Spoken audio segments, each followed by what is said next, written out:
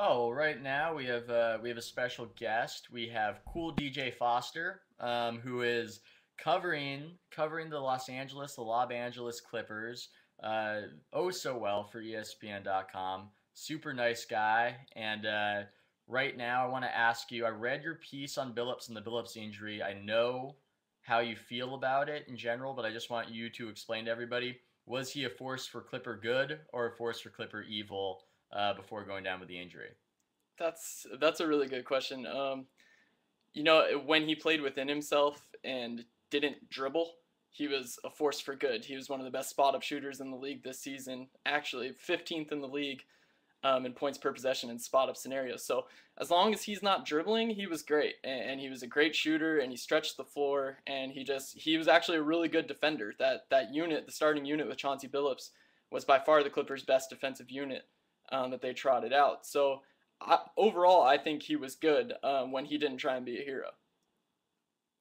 Yeah, and I would agree with that. Do you think that in a weird way that this sounds crazy because we were all so sad about the Billups injury, or at least pretending to be on Twitter, where we can seem as empathetic as possible in front of our friends. Right. But I almost wonder, do you think that Billups was almost spared a worse fate because it seemed as though he was going to be the scapegoat for anything that would go wrong, and if the Clippers failed to make the playoffs, everybody would point at Billups as the guy who screwed things up. Am I looking too far in the future to assume that would have happened and he would have gotten Westbrooked in that manner? You know, I don't think. I think some of the blame would have fallen on Billups, and probably rightfully so. He did have a lot of kind of 2 for 9 nights that hurt the Clippers, but I think the majority of the blame would have fell on Vinny Del Negro because it's been that way since the Clippers acquired Chris Paul. Any loss is Del Negro's fault. Anytime they don't play well, you look at the coach, it's Del Negro, and that's just kind of the way it's going to be until he's not the Clippers coach anymore. Um, you know, in a lot of ways, he kind of deserves it. His offensive scheme is basically let good players make good plays. That's what he says in press conferences. That's his scheme. It's not a whole lot of sets. It's not a whole lot of function. It's put the players out there, give them the ball, and hope that they make good plays.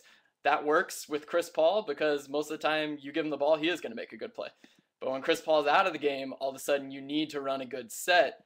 The Clippers can't do it. Their second unit has been one of the worst in the league this year consistently, and I think a lot of that blame falls on Vinny Del Negro. So I don't think Billups would have been the scapegoat necessarily, but he would have absorbed some of the blame, yeah.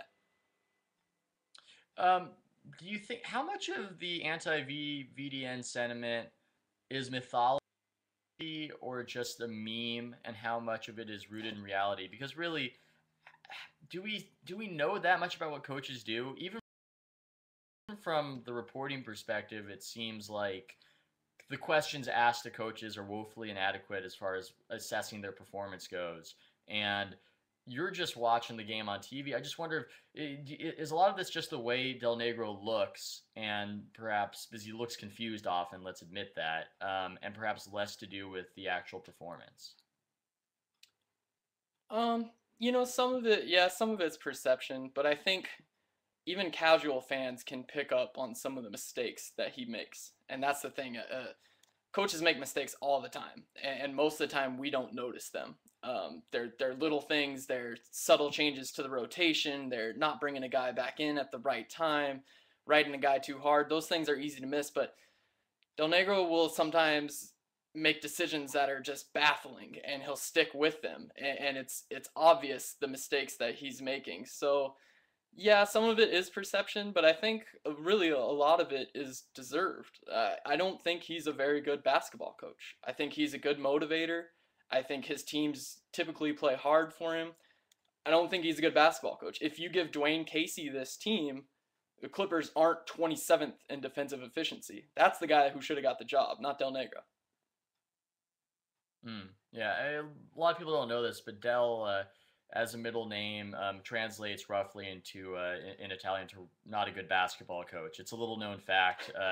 Vinny, not a good basketball coach. Negro is his name as translated. We have a question right here.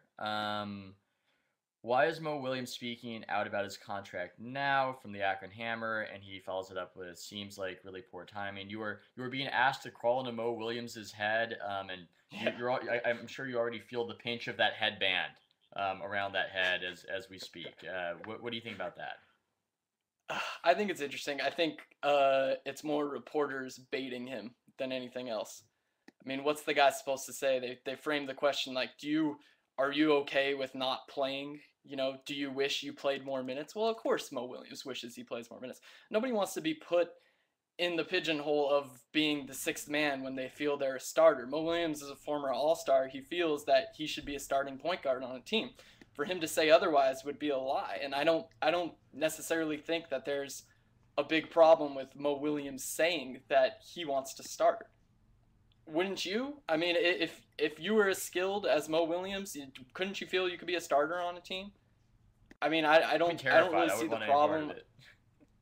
Yeah, I just feel like he's kind of being baited and he's answering honestly, and I appreciate that.